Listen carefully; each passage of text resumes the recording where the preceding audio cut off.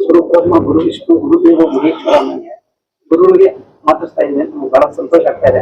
ಇವತ್ತು ವಿಶೇಷ ಹೇಳಿ ಗುರು. ತುಂಬಾ ಸಂತೋಷ ಆಗ್ತಾ ಇದೆ.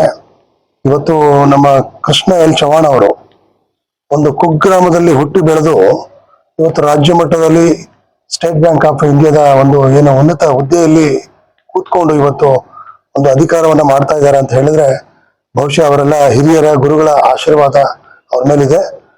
ನಿಜವಾಗ್ಲೂ ಅವ್ರನ್ನ ನಾವು ಗಮನಿಸ್ತಾ ಇದ್ದೇವೆ. ಸುಮಾರು ಕಾರ್ಯಕ್ರಮಗಳಲ್ಲಿ ನಾವು ಅವ್ರನ್ನ ಗಮನಿಸಿದ್ದೇವೆ. ಅವರ ಸರಳತೆ, ಅವರ ಸಜ್ಜನಿಕೆ, ಅವರ ವಿಷನ್ ಏನಂದ್ರೆ ಅವರಿಗೆ ಆ ಕಷ್ಟದ ದಿನಗಳನ್ನ ಅವರು ನೋಡಿದ್ದಾರೆ, ಅವರು ಅನುಭವಿಸಿದ್ದಾರೆ.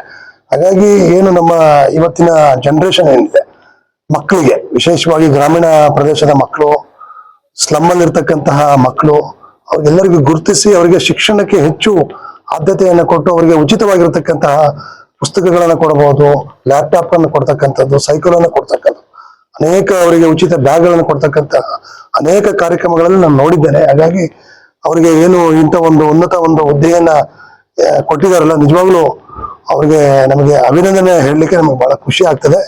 ದೇವರ ಒಂದು ಕೃಪಾ ಆಶೀರ್ವಾದ ಅವ್ರ ಮೇಲೆ ಇರಲಿ. ಅವರಿಂದ ಇನ್ನೂ ಹೆಚ್ಚು ಹೆಚ್ಚು ಕೆಲಸ ಕಾರ್ಯಗಳು ನಡೀಲಿ ಅಂತ ಹೇಳಿ ನಾನು ಅವ್ರನ್ನ ಶುಭ ಹಾರೈಸ್ತೇನೆ.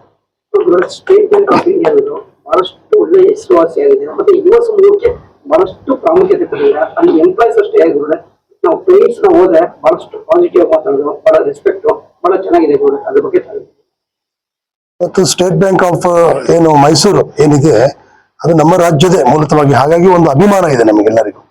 ಸೊ ಅತಿ ಹೆಚ್ಚು ಏನು ನಮ್ಮ ಮೆಂಬರ್ಸ್ಗಳು ಏನಿದ್ದಾರೆ ಅದರಲ್ಲಿ ಹೆಚ್ಚಿನದಾಗಿ ಖಾತೆಯನ್ನು ತೆರೆತಕ್ಕಂಥದ್ದು, ಅದು ವಿಶೇಷವಾಗಿ ಒಂದು ಅಭಿಮಾನ. ಮತ್ತೆ ಆ ಬ್ಯಾಂಕಿನಲ್ಲಿ ಏನು ನಮ್ಮ ಸ್ಟಾಫ್ಗಳು ಏನಿದ್ದಾರೆ ಅವರು ಕೂಡ ಅದೇ ರೀತಿಯಲ್ಲಿ ಸ್ಪಂದಿಸ್ತಾರೆ, ಗೌರವಿಸ್ತಾರೆ, ಬಹಳ ಚೆನ್ನಾಗಿ ಕೆಲಸ ಕಾರ್ಯಗಳನ್ನ ನಡೆಸ್ತಾರೆ. ಹಾಗಾಗಿ ಆ ಒಂದು ಉದ್ದೇಶಕ್ಕಾಗಿ ಅತಿ ಹೆಚ್ಚು ಖಾತೆಗಳನ್ನು ತೆರೆತಕ್ಕಂಥ ಒಂದು ಬ್ಯಾಂಕ್ ಅಂತ ಹೇಳಿದ್ರೆ ಅದು ಸ್ಟೇಟ್ ಬ್ಯಾಂಕ್ ಆಫ್ ಮೈಸೂರು ಅನ್ನೋದಕ್ಕೆ ನಮ್ಗೆ ಹೆಮ್ಮೆ ಆಗ್ತದೆ.